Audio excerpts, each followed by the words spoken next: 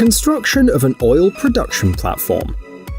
Appomattox Field is one of the largest oil deposits in the Gulf of Mexico. The British-Dutch company Shell built a new generation platform in order to extract oil there. Its dimensions are astonishing, 16 stories high and about 2 football fields wide. The rig weighs even more than an aircraft carrier. Construction took about 4 years and took place in Gyeonggi in South Korea. Several hundred engineers faced a real challenge. They had to build the most environmentally friendly, durable and large platform Shell had ever made. The plan called for a minimum lifespan of 40 years, double the lifespan of nearly all platforms built in the past. The complex construction process was broken down into several stages. The individual modules were first made in an onshore workshop. They were then lifted with a huge crane and assembled into a single structure. This took place on the water. The builders themselves described the entire process as assembling a giant three-dimensional puzzle. Traditional oil rigs run on diesel fuel. In this case, however, it was decided to use electricity to make the project more environmentally friendly. The power of the generators installed on board reaches 150 megawatts. This is enough to supply electricity to about 100,000 homes. But the engineers encountered a problem. The production of such an amount of electricity releases a huge amount of heat. Estimates showed that about 2.5 million barrels of water would be needed daily to cool the plants. By comparison, that's roughly the same amount of water needed per day for a city of 2 million people. This was too much for a platform that was supposed to be green. So, the engineers came up with an extremely interesting solution. Cooling water is taken from great depths, where its temperature is much lower. As a result, this reduced its consumption by half.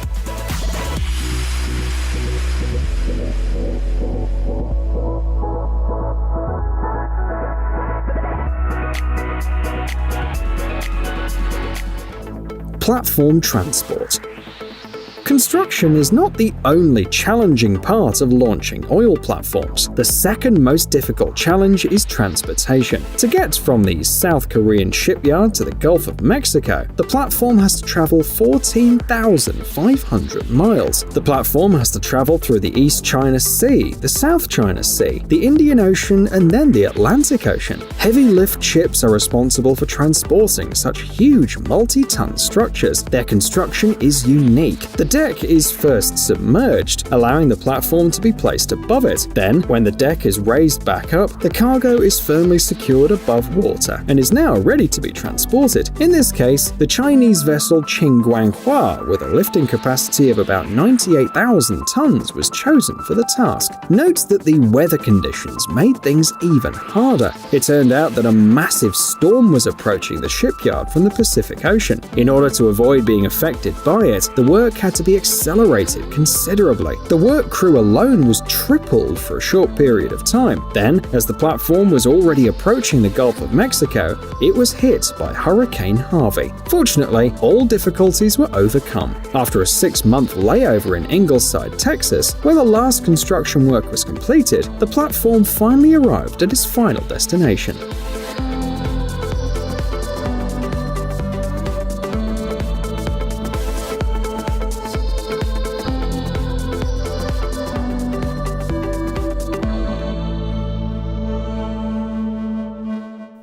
First launch. Starting the circulation system in the platform and its official launching are extremely important events for all the people involved in the project. After all, this was preceded by 7 years of hard work. That's how long it took for the drawings and plans to turn into a real multi-ton structure. What you see on your screen now is the result, which required more than 15 million man-hours.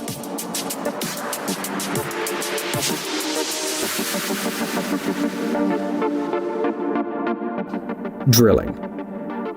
However, before an oil production platform can begin operation, a floating drilling rig must first drill the bottom of the ocean. Planning for this step can also take years. Specialists carefully study the sea floor to select the most suitable location to achieve maximum productivity and safety. In the case of Appomattox, the Gulf at its location is 1.5 miles deep. The oil itself is found even deeper, about 2.6 miles below the sea floor.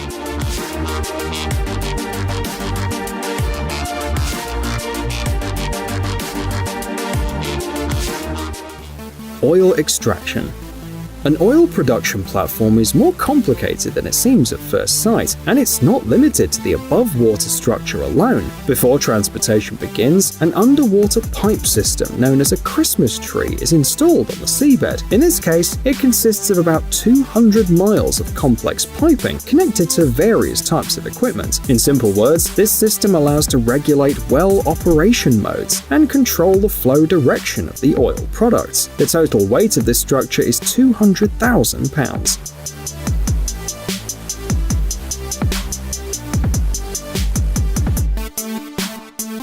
The life and work of the employees. Oil production platforms can be hundreds of miles offshore, so personnel not only work but also live on them. Work shifts usually last several weeks. The number of personnel can reach a couple of hundred people, and comfortable living conditions are created for all of them. Workers live in small rooms, 2 people in each. They spend their free time in special game and music rooms. Separate employees are hired to serve the staff as well. They clean the cabins, work in the kitchen, and laundry. By the way, they do 3,500 pounds of laundry a day.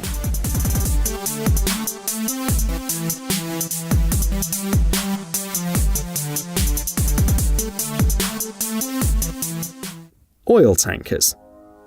A single oil production platform can extract up to 5 million tons of raw materials per year. This huge mass requires timely shipment. Special oil tankers are responsible for this task. They're created exactly for transportation of crude oil and petroleum products. During their whole service life, they travel in turns between the production sites and the refineries. Every year, they carry 2 billion tons of crude oil around the world.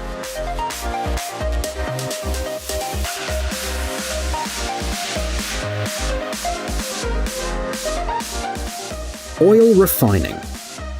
Oil refineries are so large that they look more like small towns than factories. In all, more than 70 different kinds of products can be made from oil, but in any case, the process always begins by removing salt, water, and other impurities that can cause corrosion. The next step is heating the oil to 680 degrees Fahrenheit. The fact is that oil consists of substances that have different boiling points. Therefore, during gradual heating, special fractions are released in stages. There are 4 of them in total. The 3 light ones are subsequently used to produce gasoline, kerosene, and diesel fuel. The last fraction is the heaviest and the darkest, fuel oil. After separation into fractions, a secondary processing follows. The future fuel is refined and then again divided into light and heavy mass. The latter is processed separately. In this way, the manufacturers improve its quality. In the last stage of production, different masses of petroleum products are mixed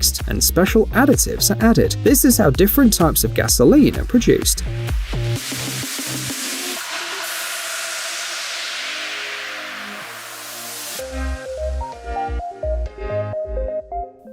Fuel tanker loading procedure. Special gas trucks are used to deliver gasoline from refineries to refueling stations. They don't differ much from ordinary trucks, but there are 2 main differences. First, their body has been replaced by a cistern. The second is that these vehicles have a much higher class of durability and fire safety, as they carry potentially hazardous materials. To use the equipment more conveniently, cisterns have a drain mechanism and openings for loading. The pressure inside the tank is regulated by special valves.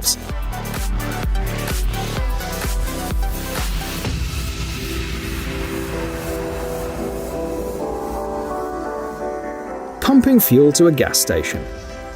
The last step in the cycle of turning oil into a product ready for sale is loading it into the fuel dispensers used by motorists. This procedure is not complicated and is performed by 1 or 2 people. A hose and a pump are connected to the fuel dispenser outlet, and the latter is responsible for pumping the material.